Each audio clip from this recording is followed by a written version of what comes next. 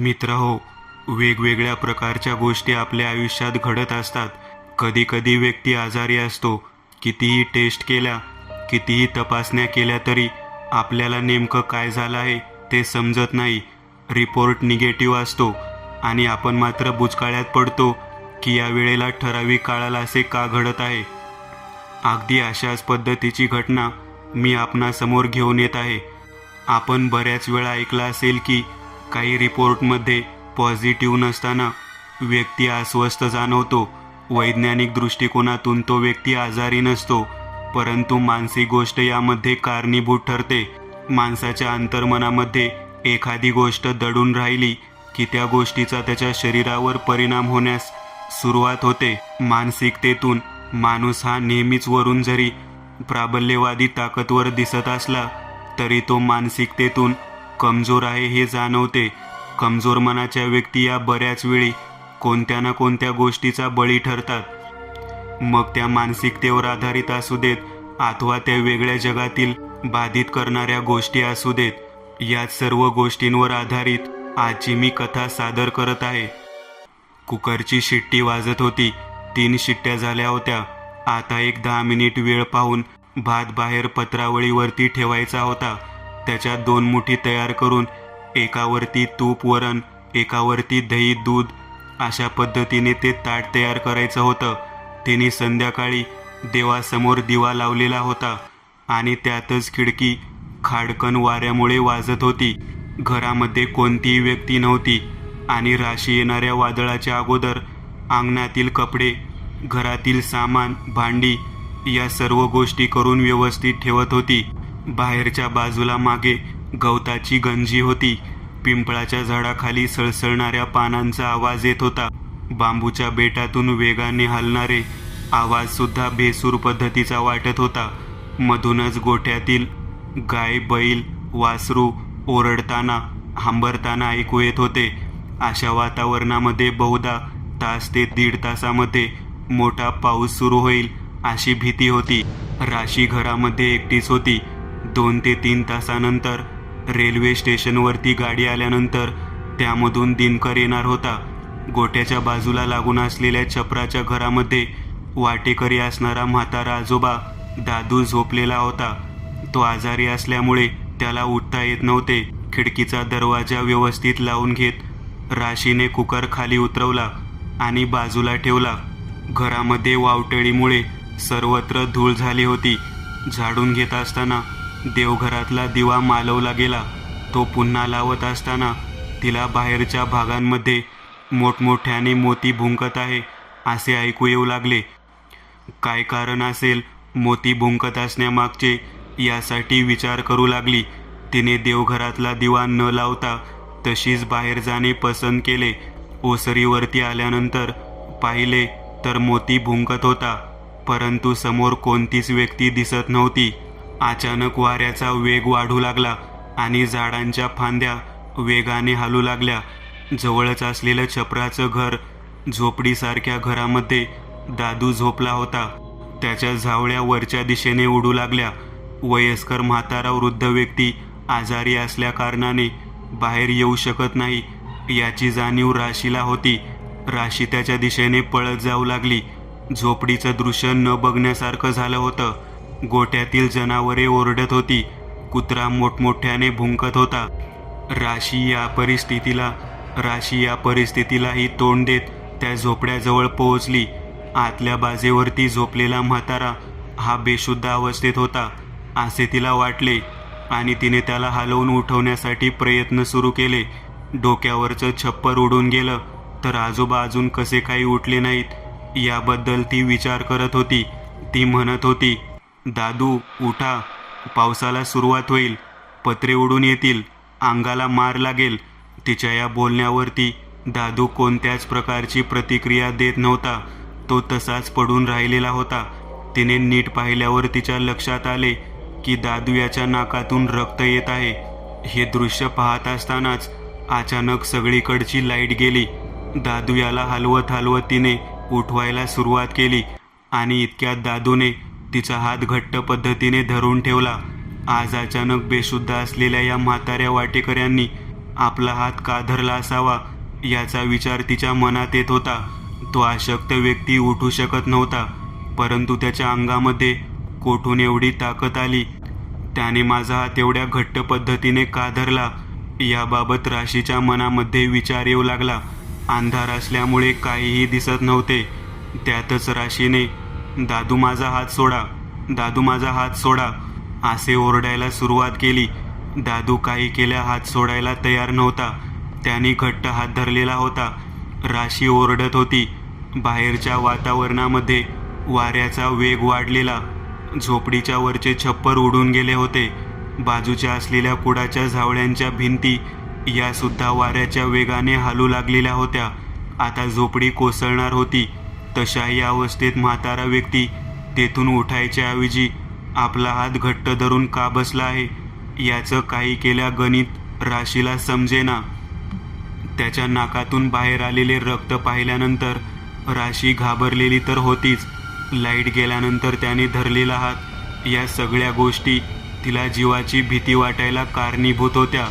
अचानक दादू जागेवरती उठण्याचा प्रयत्न करू लागला. त्याच्या तोंडातून काहीतरी पुटपुटल्याचा आवाज येऊ लागला. दादू उतारा उतारा म्हणून ओरडत होता. राशीच्या लक्षात येईना की दादू कोणत्या उतार्याचा विषय घेत आहे. हा कोणत्या तरी प्रकारचा एक संकेत होता. राशीच्या लक्षात येईना की हा प्रकार काय चालू आहे. त्याच वेळेला अचानक लाईट आली. दादूच्या नाकात आलेले रक्त तिला स्पष्ट दिसत होते. त्याचे डोळे पांढरे शुभ्र झालेले होते आणि तो बेशुद्ध अवस्थेत पुन्हा एकदा बाजेवरती तसाच पडून राहिला. ती तिथून धावत धावत पुन्हा आपल्या घराकडे आली. दादूचे पांढरे डोळे, त्याच्या नाकातून येणारे रक्त हे सर्व दृश्य तिच्या डोळ्यासमोरून जात नव्हतं. उतारा हा शब्द नेमका कशासाठी वापरला हे तिच्या लक्षात येईना. तिने देवघराच्या समोर पाठ टाकून देवाचे नामस्मरण करायला सुरुवात केली. आता थोड्या वेळामध्ये दिनकर येणार होता. दिनकरने सांगितल्याप्रमाणे तिने पत्रावळीवरती 2 भाताच्या मुठी घातलेल्या होत्या. रेल्वे स्टेशनवरून रेल्वेच्या भोंग्याचा आवाज ऐकू येऊ लागला. आता दिनकर येणार या कल्पनेने तिच्या मनामध्ये एक प्रकारचा आत्मविश्वास जागृत झालेला होता. त्याच वेळेला बाहेर रिप रिप करून पावसाला सुरुवात झाली. डोळे पांढरे करून पडलेला दादू हा पावसात भिजत असेल, त्याला आपण असे सोडून देणे बरोबर नाही या इच्छेने तिने बाहेर जायचा विचार मनात आणला. परंतु त्याचे पांढरे डोळे आणि अचानक त्याने धरलेला घट्ट हात या विचाराने ती घाबरलेली होती. देवासमोर बसून नामस्मरण करण्याशिवाय दुसरा कोणताच उपाय नाही अशी तिच्या मनामध्ये चलबिचल होऊ लागली. तिने काही वेळातच उठून बाहेर खिडकीतून झोपडीकडे पाहावे आणि दादूकडे जावे या विचाराने हालचाल करायला सुरुवात केली. तिने खिडकीजवळ आल्यानंतर खिडकीचे दार उघडले. दूर पावसाच्या सरीमध्ये पांढरे धोतर घालून उभारलेला दादू, त्याचे पांढरे फटक डोळे चमकत होते. एखाद्या मांजराच्या डोळ्याप्रमाणे त्या डोळ्यातून रिफ्लेक्शन परत यावे, अगदी त्या पद्धतीने ते डोळे दिसत होते. तो घराकडे बोट दाखवून म्हणत होता, उतारा उतारा. दादूचा हा भयानक अवतार पाहून राशी घाबरलेली होती. तो राशीकडं पाहून उतारा उतारा म्हणून का ओरडत होता याचे तिला काहीच कारण कळत नव्हते. रेल्वे स्टेशनवरून दिनकर घराकडे येत असलेला राशीला दिसत होता. राशीने दिनकरला मोठमोठ्याने हाक मारायला सुरुवात केली. पावसाच्या त्या वातावरणात दिनकर घर गाठण्यासाठी धावत होता. दिनकर घराजवळ यायला आणि त्याला त्या झोपडीतून दादू यायला, तो राशीकडे पाहून उतारा उतारा ओरडायला एकच गाठ पडली. दिनकर दादूच्या भयानक स्वरूपाला पाहून तो पळत पळत तिकडे गेला आणि राशीला म्हणाला, तुम्ही सांगितलेली गोष्ट पत्रावळीमध्ये तयार ठेवली आहेस का? राशी म्हणाली, होय तयार ठेवली आहे, परंतु हे पहा ना बाहेर काय प्रकार चालू आहे. तो आपला वाटेकरी दादू किती भयानक स्वरूपामध्ये दिसत आहे. त्याला नेमके काय झाले आहे? त्याने माझा हात धरला होता. दिनकर म्हणाला, तू कशाला गेली होतीस त्याच्या झोपडीमध्ये? तुला समजतं का तू काय केलं आहेस? त्याच्या अंगाला स्पर्श करणं म्हणजे किती मोठं संकट ओढावून घेणं आहे. आता मी या सर्व गोष्टीतून पश्चातापाच्या शिवाय दुसरे काही करू शकत नाही. मला आज जरा उशीर झाला, तू जर झोपडीत गेली नसती ना तर पुढचे कार्य तुला करावे लागले नसते. आता एक काम कर, मी सांगतो त्या पद्धतीने न घाबरता हे काम पूर्ण कर. दिनकर नेमकं काय करायला सांगतोय हे राशीला काही समजत नव्हतं. दिनकर म्हणाला, हा जो समोर जागृत झालेला म्हातारा दिसतो तो दादू नाही. राशी म्हणाली, मग तो कोण आहे? तो एक भयानक पद्धतीचा दिसणारा यक्ष आहे, यक्ष. राशी म्हणाली, यक्ष म्हणजे काय? मी अगोदर कधी असले नाव ऐकले नाही. या बाबतीत मी सर्व कहाणी तुला सविस्तर सांगतो, परंतु तू आत्ताच्या आत्ता एक काम कर. समोर दूरवर जे झाड दिसत आहे ते एक पिंपळाचे झाड आहे.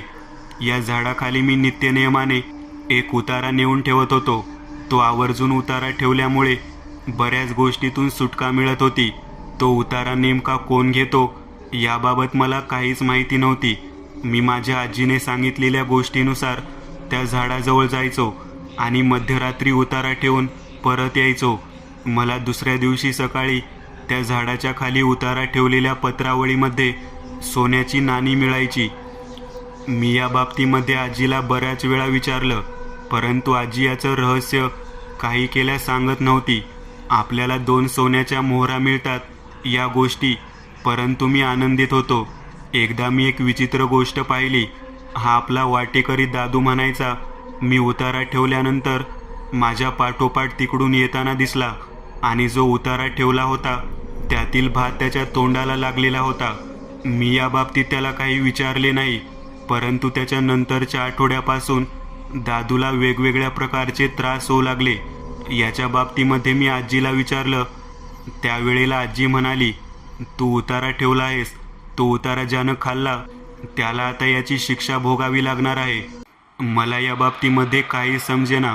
मी आजीला सखोल पद्धतीने विचारायचा प्रयत्न केला. त्यावेळेला मात्र मनू आजी सांगायची, स्वर्गातून यक्ष, किन्नर, गंधर्व पृथ्वीवरती फिरत असतात. जर तो पावला तर मरेपर्यंत पुरेल एवढं देऊन जातो. त्याला कोणत्याही गोष्टीची अपेक्षा नसते. त्याला आवडणाऱ्या गोष्टीतलं त्याला हवं असलेलं जर आपण त्याला दिलं तर तो आपल्याला प्रसन्न होऊन गोष्टी सहजासहजी देऊन जातो. तुला माहीत नाही दिना, गावामध्ये अनेक झाडे आहेत ज्या झाडांना कधीही उजवलं गेलं नाही. या झाडांवरती कोणत्या ना कोणत्या रहस्यमयी शक्तीचा वास असतो. त्यामध्ये कधी पिशाच्या असतात, कधी मुंजा असतो, कधी डाकीन असते, कधी शकीन असते. यक्ष, किन्नर, गंधर्व हे सुद्धा वावर करत असतात.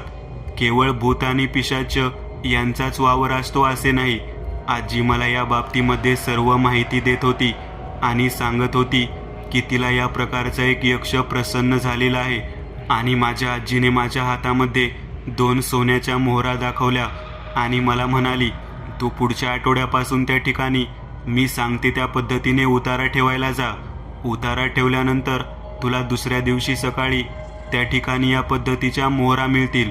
मला सर्वात प्रथम हे खोटे वाटले, परंतु मी मात्र ज्या वेळेला त्या रात्री उतारा ठेवायला गेलो तेव्हा त्या पिंपळाच्या झाडावरून खूप सुंदर पद्धतीचा आवाज ऐकू येऊ लागला. गाणं म्हणत असलेली एक स्त्री मला त्या ठिकाणी वावरत आहे असं जाणवत होतं. मी मनातून खूपच घाबरलेलो होतो. किर्र अंधारामध्ये माझ्या मागे कोणीतरी येत आहे असे मला जाणवत असायचे, परंतु मला आजीने सांगितले होते, उतारा ठेवल्यानंतर मागे अजिबात वळून बघायचे नाही. कसल्याही पद्धतीने मागे न पाहता घराकडे यायचे आणि त्या झाडाच्या दिशेने दुसऱ्या दिवशी पहाटे जायचे. सूर्योदय झाल्यानंतर मला त्या ठिकाणी असलेल्या पत्रावळीमध्ये 2 सोन्याच्या मोहरा ठेवलेल्या दिसायच्या.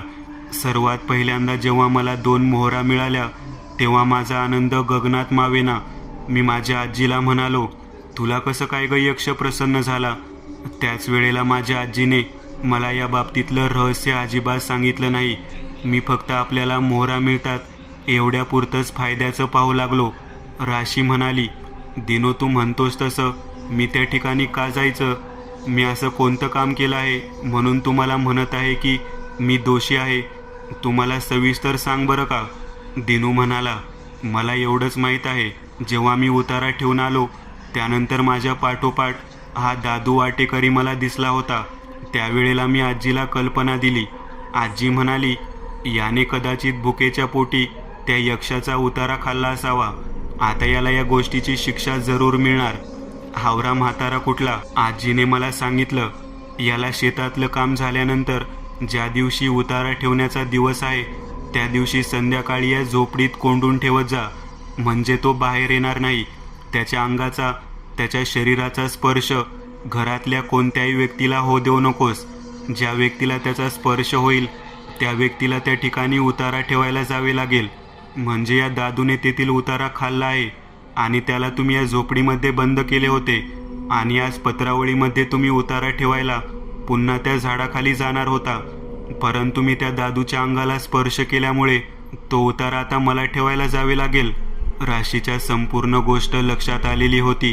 ती म्हणाली, मी जायला तयार आहे, परंतु मला एक सांगा, उद्या दिवशी पहाटे पुन्हा सोन्याची नाणी आणायला सुद्धा मीच जाणार. या दादूचा काय बंदोबस्त करायचा ते तुम्ही आजीला एकदा सविस्तर विचारा. मी फक्त एकदा त्या भयानक ठिकाणी जाऊन येते, परंतु पुढचा आठवडा येईपर्यंत तुम्हाला या सर्व गोष्टीचा बंदोबस्त करावा लागेल. राशीचे बोलणे ऐकल्यानंतर दिनू तिला लगेच हो म्हणाला. तो म्हणाला, आजचा उतारा ठेवणे गरजेचे आहे, अन्यथा मला वाटतं हे संकट घरापर्यंत सुद्धा येऊ शकतो. तू जो समोर दादा आपल्याला घराच्या दिशेने उतारा म्हणून ओरडत येताना पाहत आहेस, मला वाटते की त्याच्या मागे नक्कीच काहीतरी रहस्य आहे. लवकरात लवकर तू त्या ठिकाणी जा आणि हा पत्रावळीतला उतारा ठेवणे. मला खात्री आहे नक्कीच आपल्या पाठीमागचे संकट दूर होईल आणि पुन्हा एकदा सोन्याच्या मोहरा आपल्याला मिळतील. मी तुला आश्वासन नव्हे तर खात्री देतो की पुढच्या आठवड्यापासून तुला हा त्रास सहन करावा लागणार नाही. मी मनू आजीला या बाबतीत सगळं रहस्य विचारून घेणार म्हणजे घेणारच. त्याशिवाय मी शांत बसणार नाही, कारण इतके दिवस हा सर्व प्रश्न माझ्या भोवती होता. आता तो प्रश्न तुझ्या भोवती येऊन थांबत आहे. राशीने पत्रावळीमध्ये ठेवलेला तो उतारा घेतला आणि त्या झाडाच्या दिशेने जाण्यासाठी ती निघाली. त्या झाडाच्या दिशेने जाण्यासाठी चालत निघालेली होती, परंतु तिच्या मागोमाग कोणीतरी चालत येत आहे असे तिला जाणवू लागले. दूरवर चाललेली राशी, तिच्या हातामधली ती पत्रावळ पाहून दिनू मनोमन भयभीत झालेला होता. त्याला पुढे काय होईल याची कसलीच जाणीव नव्हती. राशी त्या भयानक असलेल्या झाडाच्या जवळ येऊन थांबली. पावसाची रिपरिप सुरू होती. विजांचा कडकडाट सुरू होता. डोक्यावरती टॉवेल पांघरून राशी त्या ठिकाणापर्यंत आलेली होती. उतार्याचे ताट तिने त्या झाडाच्या जवळ ठेवले आणि ती शांततेमध्ये नमस्कार करून तिथेच उभा राहिली. त्यावेळेला तिला एका स्त्रीचं गाणं म्हणलेलं ऐकू येऊ लागलं. ती स्त्री आपल्या लहान बाळाला अंगाई गीत म्हणत आहे असे ते गाणं होतं. तिच्या आवाजामध्येच खूप आर्तता होती. राशीच्या मागे कोणीतरी उभारलेलं आहे असं तिला जाणवू लागलं. राशी मागे वळून पाहणार तोच तिच्या लक्षात आले की उतारा ठेवल्यानंतर पुन्हा घराच्या दिशेने गुपचूप निघून यायचं. मागे वळून पाहायचं नाही. मागे वळून पाहिलं तर तेथील उतारा खाणारा व्यक्ती कधीच पाठलाग सोडत नाही. परंतु ही गोष्ट राशीच्या लक्षात येणे अगोदरच राशीने मागे वळून पाहिलेलं होतं. राशी मनोमन खूप घाबरली. समोर एक काळीभोर आकृती झाडाच्या मागे लपून बसलेली तिला दिसली. तिचे डोळे चमकत होते. ती एक वेगळ्याच प्रकारची स्त्री होती. ती हळूच मान काढून बाहेर बघून पुन्हा गाणं म्हणत होती. ती भयानक स्त्री होती. तिला पाहून राशी फार मोठ्याने किंचाळली आणि तिथून लागलीच धावत धावत घराच्या दिशेने येऊ लागली. राशीचा आवाज पाहून दिनकर घरातून बाहेर आला आणि त्याने राशीला आपल्या मिठीमध्ये कवटाळून धरले आणि तिला म्हणाला, काय झालं राशी, तू एवढी का घाबरलीस? राशी काही सांगण्याच्या मनस्थितीत नव्हती. ती तशीच पळत पळत घरामध्ये शिरली आणि मोठ्याने रडू लागली. ती म्हणाली, दिनकर, मी फार मोठ्या संकटात सापडले बघ. तू सांगितल्याप्रमाणे मी त्या ठिकाणी उतारा ठेवून परत यायचं होतं, परंतु मला तिथे अंगाई गीत म्हणणाऱ्या स्त्रीचा आवाज ऐकू आला. मी कुतूहलापोटी माझ्या मागे कोणी उभा आहे हे पाहण्यासाठी मागे वळले आणि मी त्या भयानक स्त्रीला पाहिले. ती इतकी भयानक होती की तिचे संपूर्ण तोंड काळवंडलेले होते. तिच्या डोळ्याचा भाग पांढरा शुभ्र होता. त्याच्यामध्ये काळे बुबळसुद्धा नव्हते. दिनू, मला माफ कर, मी नियम मोडला आहे. आता मला इतकी भीती वाटत आहे की नेमकं मला याचं काय प्रायचित्त घ्यावे लागेल. मी कोणत्या संकटात सापडेल मला याचं काहीच माहिती नाही. मला वाचव दिनू. आपल्याला उद्या लगेच आपल्या मनू आजीकडे जायला पाहिजे. मला या संकटातून वाचवणारी तीच एक व्यक्ती आहे असे मला वाटते. दिनू म्हणाला, घाबरू नकोस.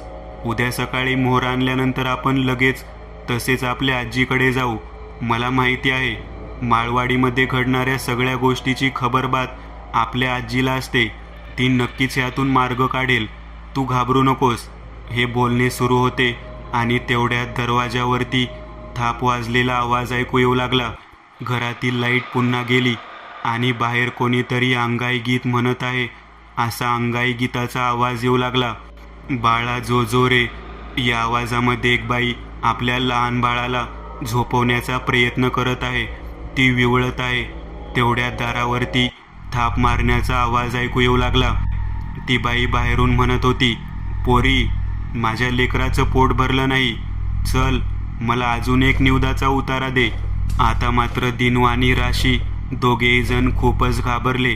कारण राशीनं ज्या बाईचं वर्णन केलं होतं अगदी तशाच पद्धतीचा आवाज आणि मध्यरात्रीच्या वेळी त्याच पद्धतीची बाई आपल्या घरापर्यंत येऊन पोहोचलेली आहे. ही गोष्ट त्या दोघांच्या लक्षात आली. 2 सोन्यांच्या मोहरासाठी किती मोठं भयानक संकट आपल्या दारासमोर येऊन उभारलं आहे हे त्या दोघांनाही कळालं नव्हतं. ती बाई दारावरती थाप मारत होती. धडधड करून आवाज येत होता. लहान बाळ रडलेला आवाज काही केल्या थांबत नव्हता. ती बाई मोठमोठ्याने दरडावून राशीला उतारा मागू लागली. ए उतारा दे मला. माझं बाळ भुकेजलेलं आहे. दे लवकर उतारा. आता मात्र राशीला काय करावे काही समजेना. राशी दरवाजाच्या जवळ जाऊन घरातील वजनदार साहित्य दरवाजाला लावावे असे दिनूला सांगू लागली. जर बाहेर भयानक स्त्री असेल तर ती आतमध्ये दरवाजा उघडून येऊ शकणार नाही. निदान दिवस उजाडण्याच्या पर्यंत तरी आपण सुरक्षित राहू. दिनू म्हणाला, तू समजते तेवढी सोपी गोष्ट नाही. ही बाई काही केलं तरी सुद्धा तुझा पाठलाग सोडणार नाही. तुझ्याकडून झालेली चूक आहे त्याला दुरुस्त करण्यासाठी आपल्याला मनू आजीला भेटावेच लागणार आहे. तू म्हणते तसे आपण दिवस उजाडेपर्यंत थांबवू शकू का नाही हे मी सांगू शकत नाही, परंतु तसे करायला काही हरकत नाही. त्याने लगेचच मोठा रॅक दरवाजाला आणून लावला. बाहेरची भयानक स्त्री वारंवार दरवाजावरती थापा मारत होती आणि म्हणत होती, माझं लेकरू भुकेजलेलं आहे. त्याला उतारा हवा आहे. तुम्ही मला उतारा द्या. मी निघून जाते. राशी म्हणाली, आपण अजून एकदा कुकरवरती भात शिजवायचा का? मला वाटतं 2 मुदी भात आपण तिला द्यावा. तिचं लेकरू पोटभर जेवण करेल आणि ती इथून निघून जाईल. दिनकर म्हणाला, राशी तू म्हणते तसं करायला काही हरकत नाही, परंतु आपण तो भात झाडाखालीच ठेवणे गरजेचे आहे. तिच्यासमोर जाऊन भात ठेवण्याचे धाडस माझ्यामध्ये तर नाही. मी तिचा चेहरासुद्धा पाहू शकत नाही. तू जे वर्णन सांगितले ते इतके भयानक आहे की त्याला सामोरे जाण्याची ताकद माझ्यामध्ये नाही. राशी म्हणाली, आपण प्रयत्न करून तर पाहू. मी तिच्यासमोर भात ठेवण्याचे धाडस करते कारण ती माझ्या पाठीमागे लागली आहे. दिनकर तिच्या बोलण्याबद्दल सकारात्मकता दर्शवत तिला म्हणाला, जा आतमध्ये आणि स्वयंपाकघरात भात शिजवून ठेव. मी तोपर्यंत या ठिकाणी या दरवाजाला दाबून धरत उभा राहतो. दिनकर धाडस करत त्या ठिकाणी उभारला, परंतु आतमध्ये राशी गेल्यानंतर स्वयंपाकघराच्या खिडकीच्या बरोबर समोर ती भयानक स्त्री येऊन उभा राहिली. तिच्या हातामध्ये तिचे लहान लेकरू होते. ते लेकरू मोठमोठ्याने रडत होते. त्याचे डोळे पांढरे शुभ्र दिसत होते. लहान ताने लेकरूसुद्धा प्रेतकळ आल्यासारखे होते. खिडकीतून तिने हात आतमध्ये करत राशीला उतारा मागायला सुरुवात केली. आता मात्र राशी घाबरून स्वयंपाकघरातून परत पळत दिनकरच्या दिशेने आली. ती म्हणाली, मला वाटते तू म्हणतो तसं खरंच ही भयानक बाई माझा पाठलाग सोडणार नाही. मला वाटतं मी देवघरामध्येच बसलेले बरं. दिनकर म्हणाला, ती बाई तिकडे आली होती. मग बाहेर हा दादू आहे. तो सुद्धा मला उतारा उतारा म्हणून उतारा मागत आहे. तू खिडकी बंद कर आणि कुकर लाव. मला वाटते यांना उतारा ठेवल्याशिवाय हे शांत होणार नाहीत. राशीने अगदी शांत पद्धतीने स्वयंपाकघरात पुन्हा एकदा प्रवेश केला आणि स्वयंपाकघराची खिडकी लावून घेतली. कसेबसे तिने धाडस करत पुन्हा एकदा कुकर लावला आणि दिनकर जवळ येऊन दरवाजाजवळ उभी राहिली. तिच्या मनामध्ये खूपच भीती वाटत होती.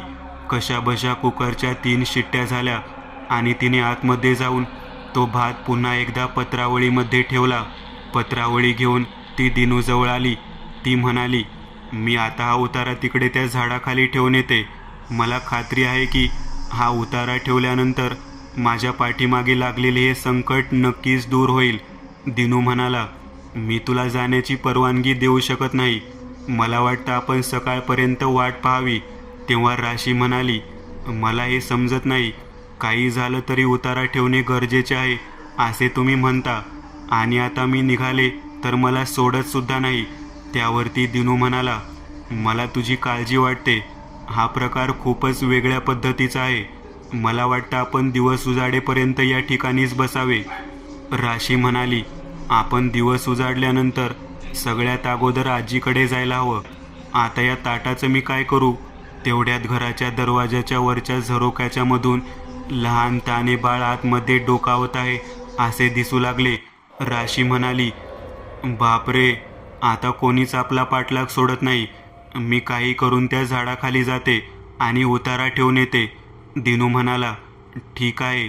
ती विचित्र शक्ती आतमध्ये येऊन आपला जीव घेण्यापेक्षा तिला हवी असलेली गोष्ट त्या ठिकाणी दिलेली बरी असे मला पण वाटते. तू खरंच देवाचं नाव घे आणि त्या ठिकाणी जाऊन उतारा ठेवणे.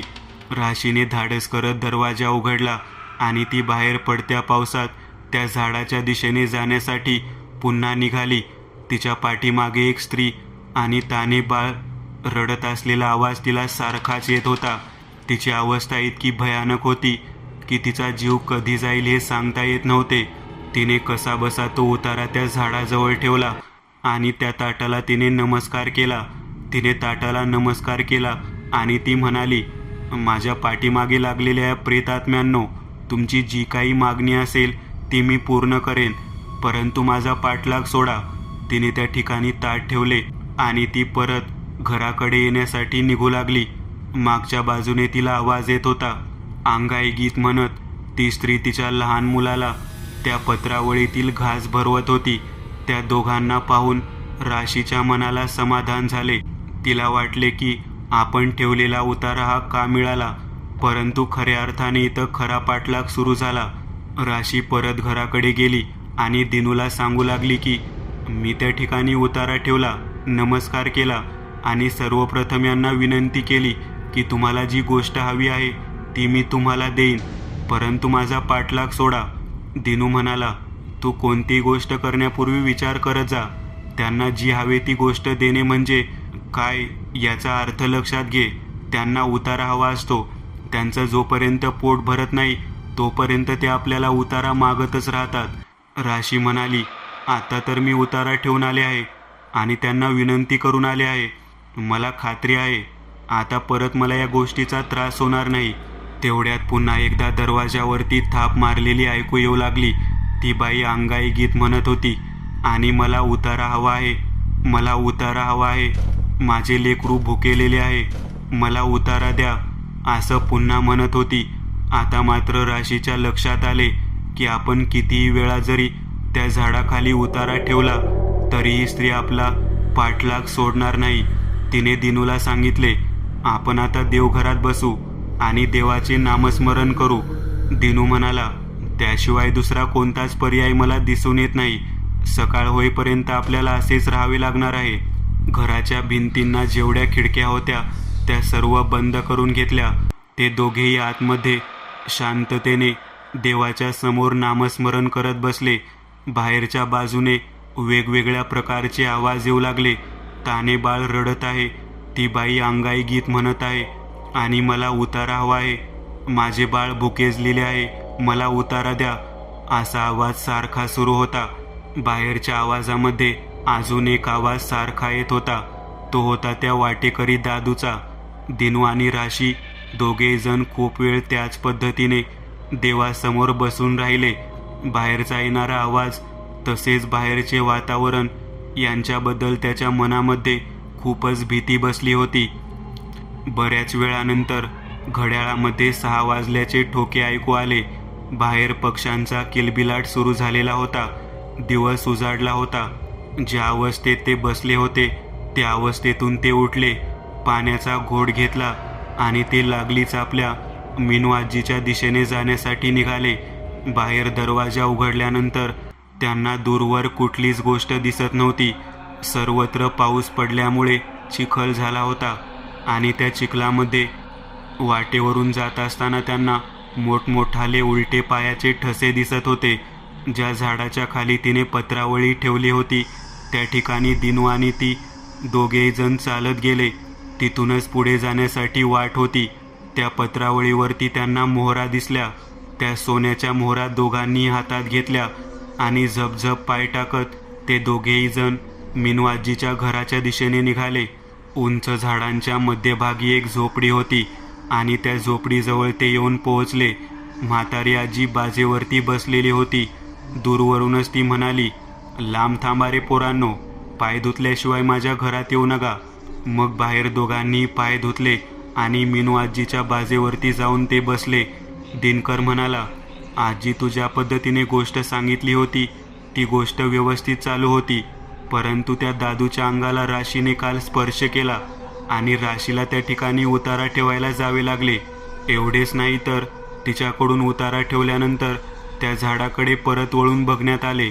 आजी म्हणाली, बापरे, मग एक बाई आणि एक तानेबाळ तुमच्या पाठीमागे लागले असेल. राशी म्हणाली, हो अगदी बरोबर. त्यावरती आजी म्हणाली, पोरी, नसते संकट ओढवून घेतले बघ तू, ही ब्यात काही केल्या टळायची नाही. दिनू म्हणाला, दादूसुद्धा विचित्र पद्धतीने उतारा मागत होता. त्याच्या अंगणामध्ये येणारा आत्मा मला माहीत आहे तो कोणाचा आहे, परंतु ही ताने बाळ घेऊन पाठीमागे लागलेली बाई ती कोण आहे, तिचे रहस्य काय? आजी तू आम्हाला सगळी माहिती दे बरं का. आजी म्हणाली, लेकरांनो सगळी माहिती सांगते, पण एक लक्षात घ्या, जी गोष्ट घडायला नको होती ती चुकून घडलेली आहे. यासाठी काहीतरी उपाय करायला हवा आहे, परंतु तो उपाय काय करायचा, कसा करायचा याबाबत मला काहीतरी विचारायला हवं. पोरी तू मागे वळून जर बघितलं नसतं तर तुला कोणताही त्रास झाला नसता, परंतु तू एक लक्षात घे, ज्या वेळेला संध्याकाळ होईल त्यावेळेला ती बाई ते लेकरू घेऊन तू ज्या ठिकाणी आहे त्या ठिकाणी येणार म्हणजे येणारच, ती तुझ्याकडून उतारा घेणारच. हे ऐकल्यानंतर राशी खूप घाबरली. ती म्हणाली, म्हणजे मी कितीही प्रार्थना केली तरी ते प्रेतात्मे हे माझे काहीच ऐकत नाहीत. आजी म्हणाली, एवढी सोपी गोष्ट नाही. ती स्त्री म्हणजे कोण आहे माहीत आहे का तुला? तुझ्या सासूची धाकटी बहीण कमला आहे, म्हणजे दिनूची मावशी आहे. ती ओली बाळंतीण असताना तिचा मृत्यू झाला आणि त्या पिंपळाच्या झाडावरती तिचा आत्मा भटकत राहिला.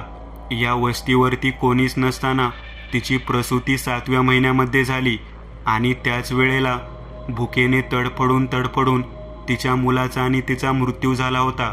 तब्बल 3 दिवस या ठिकाणी कोणीच आले नव्हते. यामुळेच की भुकेने तडफडून मेली. तेव्हापासून या भागामध्ये कोणीच येत नव्हतं. तिचं मूल रडत आहे, त्याला भूक लागली आहे असं सारखं सांगून ती उतारा मागत असते. दिनूच्या मावशीचा नवरा गोपाळ हा सोन्याचा व्यापारी होता. तो नेहमी सोन्याच्या मोहरा बनवायचा. त्याने आपल्या घरी आल्यानंतर आपल्या पत्नीला तान्या बाळासह मृतावस्थेत पाहिले आणि तो सुद्धा हे दृश्य बघून जागेवरतीच गतप्राण झाला. दादू गावाकडे गेला होता, ते पण न सांगता गेलेला होता. त्याच्या गैरहजेरीमध्ये ही घटना घडली. त्यालाच देखरेखीसाठी गोपाळने या ठिकाणी ठेवले होते. दादू गावाकडून परत आला. त्याच्या डोळ्यासमोर कमल आणि गोपाळ दोघेही मृत झालेले आहेत हे त्याने पाहिले. त्याने लागलीच मला ही खबर दिली. हे सर्व दृश्य शेताचा वाटेकरी असणाऱ्या दादूने पाहिले होते.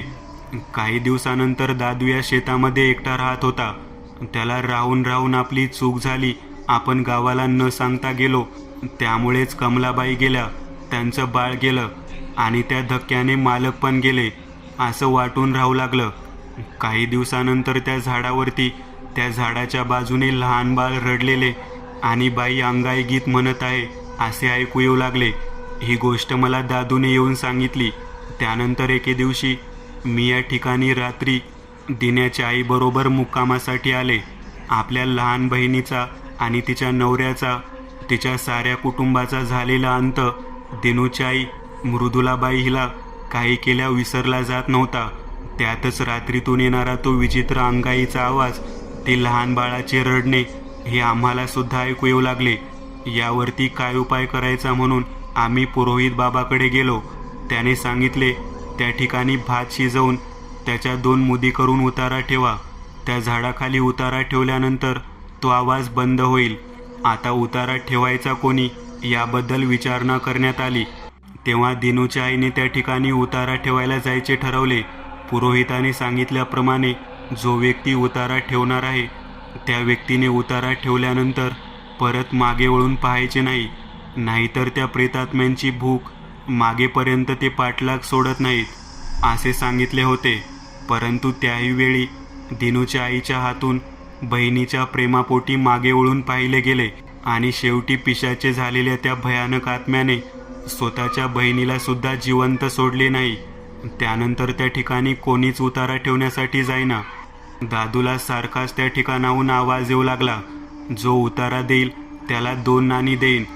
तेव्हा मला आणि दादूला ही गोष्ट फार भयानक आहे, ही गोष्ट करत असताना पण पुरोहित यांच्या मार्गदर्शनाखाली पूर्ण करू. निदान हा लहान असलेला दिनू याला मोठे करण्यासाठी तरी आपल्याला त्या नाण्याच्या पैशातून मदत होईल. त्यानंतर आम्ही पुरोहिताकडे गेलो. पुरोहिताने या लहान असलेल्या दिनूला त्या ठिकाणी उतारा ठेवून यायचे असे सांगितले. दिनू हा आज्ञाधारक होता. त्याने लहानपणापासून ही गोष्ट अगदी योग्य पद्धतीने बजावली. मी दिनूला भात बनवून द्यायची आणि दिनू ठेवून यायचा. एकदा एक अशीच विचित्र घटना घडली. दादू हा एके दिवशी गांजा पिऊन आला होता. त्याला भयंकर भूक लागली होती. त्याने त्या आठवड्यात ठेवण्यात येणाऱ्या उतार्याच्या शिजवलेल्या भातावरती स्वतःचा ताव मारला आणि तिथून पुढे एक विचित्र घटना घडू लागली. संध्याकाळच्या वेळी ज्या दिवशी उतारा ठेवायचा आहे त्या दिवशी गोपाळचा आत्मा दादूच्या अंगामध्ये येऊ लागला. त्याच्या शरीरामध्ये आत्मा असताना जो व्यक्ती त्याला स्पर्श करेल तोच व्यक्ती दिनूच्या नंतर त्या ठिकाणी उतारा ठेवायला जाईल असे पुरोहिताने सांगितले होते. त्यामुळेच राशी, तुझा स्पर्श त्या दादूला झाला आणि तुला झाडाखाली उतारा ठेवायला जावे लागले. एकूण सर्व रहस्य समोर आलेले होते. मित्रांनो, आज पुरतं एवढंच. तुम्हाला जर काही गोष्ट आवडली असेल तर नक्की लाईक करा. तुमच्यापैकी बरेचसे जण व्हिडिओ लाईक न करताच पळून जातात, पण हा जर व्हिडिओ तुम्ही लाईक केला तर मला जरा बरं वाटेल आणि असेच भारी भारी व्हिडिओ बनवायची माझ्यात एनर्जी येईल. त्यामुळे नक्की लाईक करा आणि अजूनही कोणी या चॅनलला सबस्क्राईब केलेलं नसाल तर लगेच सबस्क्राईब करून टाका आणि बाजूची घंटी ती मात्र दाबायला विसरू नका. देवाची घंटी आहे ती.